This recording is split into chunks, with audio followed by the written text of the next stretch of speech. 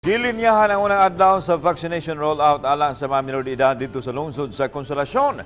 Gidawat sab og apil ang mga hamtong sa tinguha nga mapun-an ang vaccination statistics sa lungsod. Ang detalye sa report ni Nico Serino.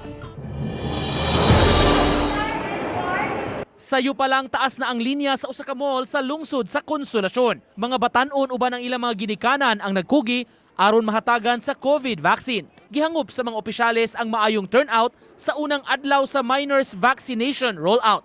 Target nila makabakuna ug abot sa 1,800 kada adlaw. Nindot nga response from the community nga gidala gyud nila ilahang 12 to 17 years old, no, so that most member of the families are vaccinated already. I think they're looking forward for the coming holidays ba nga they will be able to celebrate it a lot safer.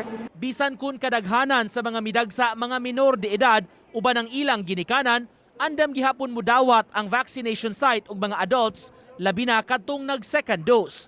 Gani dunay parehong mga nagpabakuna, anak ug ginikanan. Mairol ba niya? Gusto na unta ko para sabay na lang. Oo. Mairol man niya.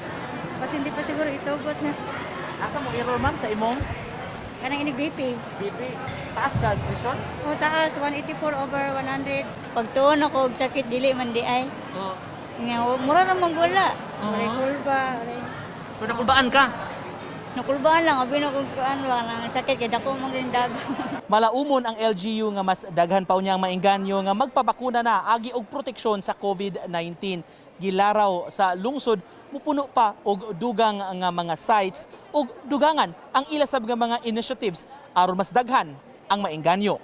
Sa vaccination statistics sa Project Balik Buhay, 52.09% ang nabakunahan na sa Consolacion, 43% niini fully vaccinated. Usa sa mga inisyatibo sa lungsod ang bakuna nights nga himuon na gikan sa duha ngadto sa 5 ka gabii matag semana. During nighttime, less kaayo ang pagsaka sa mga blood pressure, less kaayo ang mga side effects, less nindot kaayo ang acceptance sa vaccination nighttime. So, bakuna nights gyud. Uban ni Godfrey Relien, Nico Sereno, Balitang Bisdak.